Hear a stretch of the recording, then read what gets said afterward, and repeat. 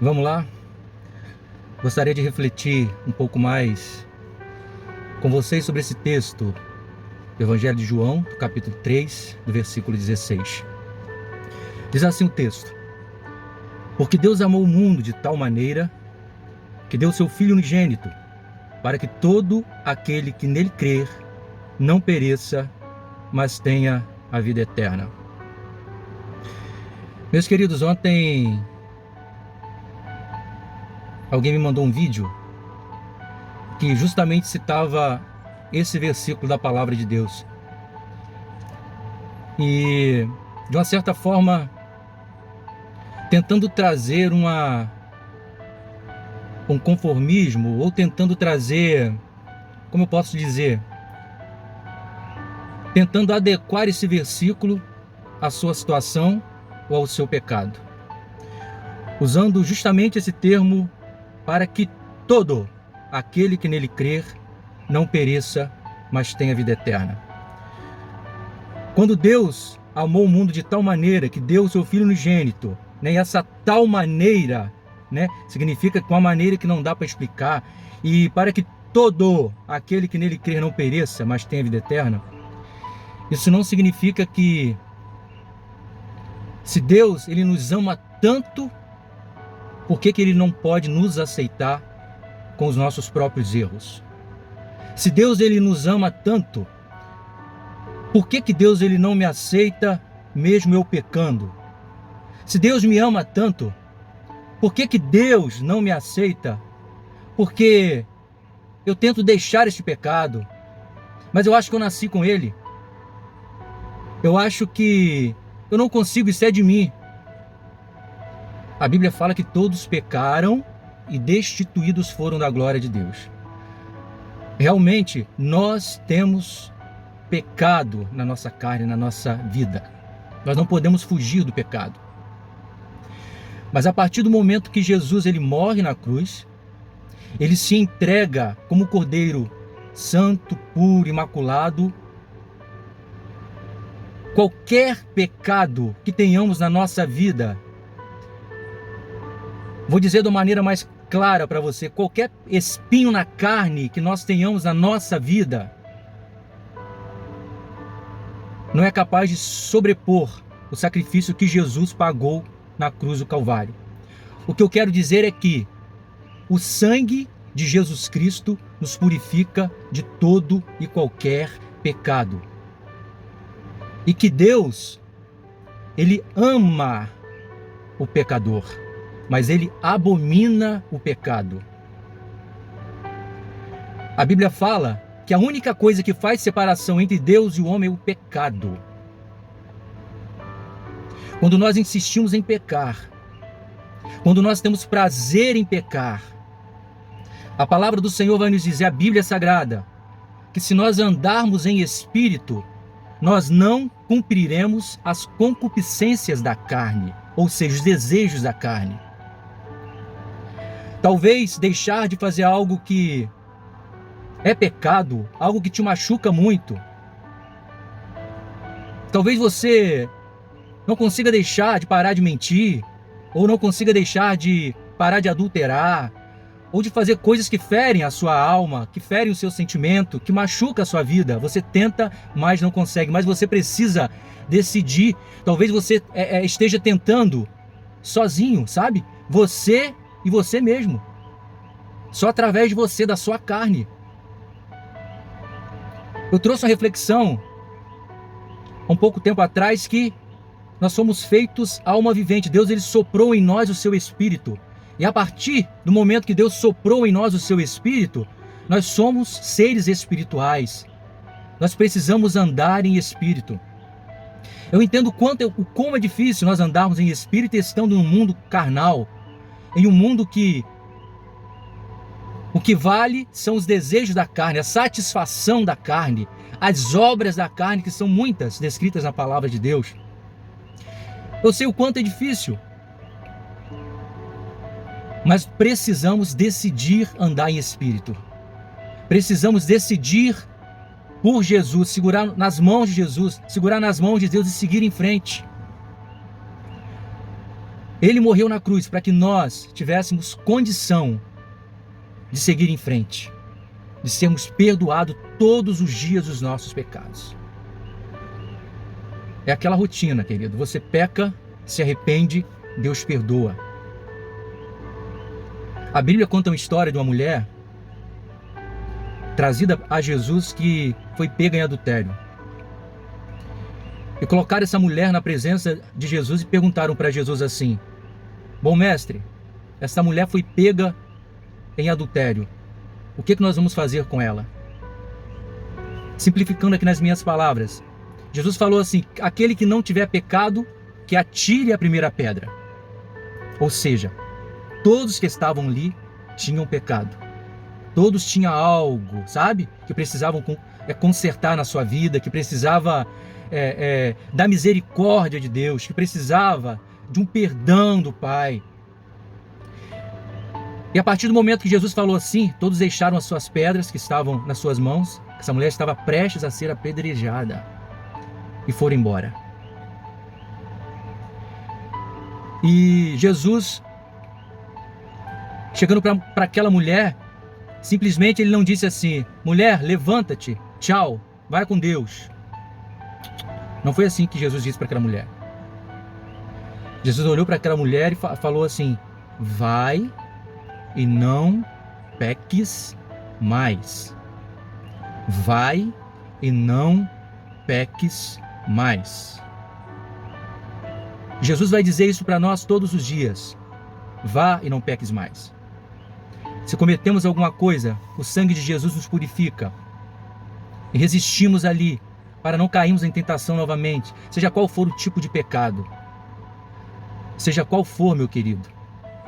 Deus, ele criou um padrão bíblico, um padrão para nós seguirmos na sua palavra, e um padrão, como eu já disse, que anda na contramão do mundo. E são muitas coisas que Jesus ele nos ensina. Muitas coisas, nós precisamos tratar disso um passo a passo, mas muitas coisas, e geralmente é algo assim que você acha totalmente errado, e Jesus vai e fala assim: não, mas faça isso, porque é isso que eu quero que você faça. É desse jeito. Um absurdo: se alguém te bater na tua face, dê também a outra. É claro que isso tem uma interpretação, mas essas são as palavras de Jesus. Imagina só: se alguém te fazer andar 1 milha, anda com ela 2. E por aí vai, e por aí vai. Então nós precisamos conhecer a Deus, precisamos conhecer a palavra de Deus, para nós andarmos segundo a Bíblia, segundo a palavra. E se você continuar refletindo comigo, nós vamos aprender juntos, dia após dia, desses ensinamentos maravilhosos que estão na palavra de Deus. Mas aí, meu querido, quando nós somos confrontados a fazer algo que nós sabemos que é correto, a tendência do ser humano, sabe qual é? É dar um jeitinho para que continuemos fazendo aquilo que nós gostamos de fazer, não atentando para aquilo que a palavra de Deus diz. E nos dias atuais é isso que tem acontecido. Com o avanço da tecnologia, as mídias sociais, o pecado inundando a humanidade, porque se pode fazer de tudo, tudo é normal, a família sendo devastada, destruída, enquanto Deus fez homem e mulher para constituir uma família, existem vários padrões familiares para deturpar aquilo que a palavra do Senhor diz. Algumas pessoas têm pegado alguma palavra da Bíblia e tem traduzido para o seu próprio mérito, para a sua própria mercê, para o seu próprio bem, para que ele continue daquela maneira como ele está e não se arrependa do seu pecado. E eu gostaria de te dar um alerta. A palavra do Senhor, ela sempre vai nos confrontar. A palavra do Senhor, ela sempre vai nos trazer o arrependimento. Se você estiver numa comunidade de fé, ou se você tem buscado uma comunidade de fé, onde você se sinta à vontade, onde o seu ego é massageado, onde você não se arrepende de nenhum pecado que você tem cometido, onde Deus não te chama atenção através da sua palavra, usando aquela pessoa que está ministrando, o palestrante, Foge deste lugar. Foge, porque você está correndo um grande perigo. Você corre o perigo maior do que se você estivesse solto aí no mundo, sabe? Sem ninguém te acompanhar, porque você acha que está num lugar, você acha que está na casa de Deus e está num antro de perdição, ou em um lugar que vai te levar à ruína. A palavra de Deus sempre vai te confrontar. E aquilo que é pecado sempre vai ser pecado diante de Deus, na palavra de Deus. A palavra de Deus não muda. A Bíblia fala sobre ela o seguinte, que tudo passará. Passará o céu, a terra, mas as minhas palavras não passarão. Então é algo muito sério. É algo muito sério. Então não tente dar um jeitinho no seu pecado. Não tente esconder o seu pecado. O Espírito Santo que habita em você ou te convence do pecado, da justiça e do juízo. Ele fala com você aquilo que está certo e aquilo que está errado. É o Espírito Santo que convence. E quando ele diz que é errado, siga-o. Não tente dar um jeitinho, não ouça a sua carne. Não escute o seu coração. Outras coisas que tem se dito muito por aí. Eu vou fazer o que o meu coração mandar. Você sabe o que a palavra de Deus diz sobre o coração? Que ele é enganoso, que ele é corrupto. E aí? Meu querido, a única voz que nós devemos ouvir é a voz de Deus, é a voz da palavra de Deus. Se você tiver alguma dúvida, vá na palavra de Deus. Busque a ela que você vai encontrar resposta para tudo aquilo que você precisa, para tudo aquilo que você necessita.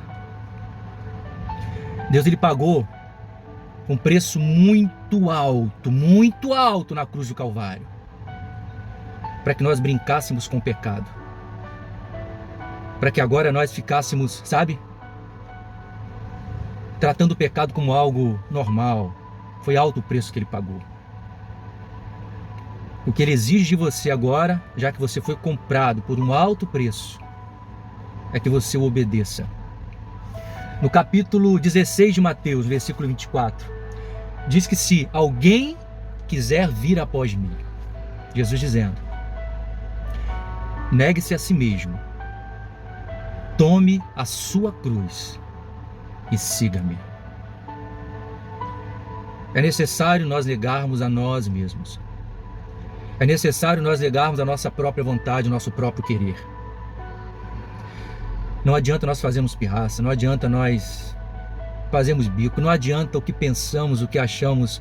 Eu preciso dizer isso todas as vezes, porque nós pensamos e achamos muita coisa. Não adianta. Se você quer seguir a Jesus, você precisa negar a si mesmo. Tudo aquilo que você acha, tudo aquilo que você leu em algum lugar, tudo aquilo que você pensa, você tem que abandonar, você tem que deixar de lado e seguir só a Jesus e a sua palavra. Porque a mesma diz que você não pode servir a dois senhores. Não tem como.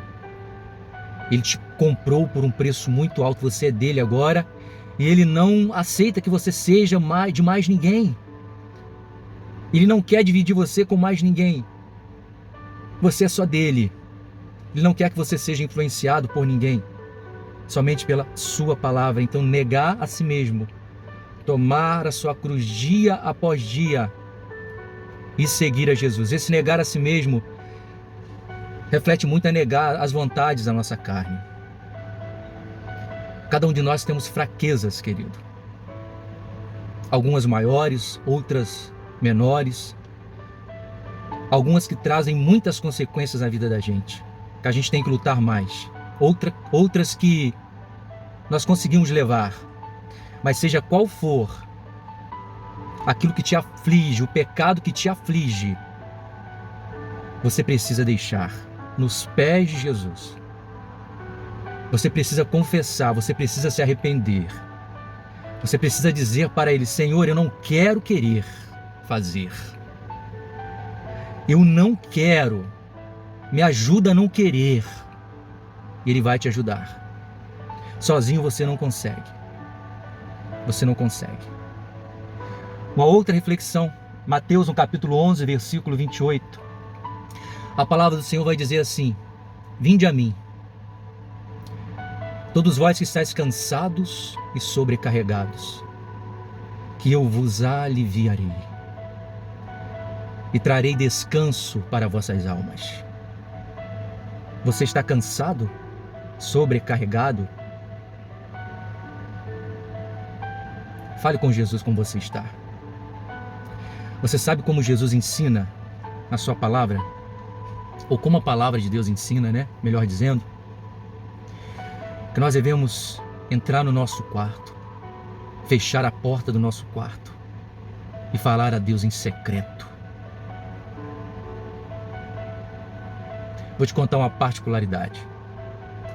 Por muitas vezes pego a minha esposa inquieta, meio atribulada, sabe?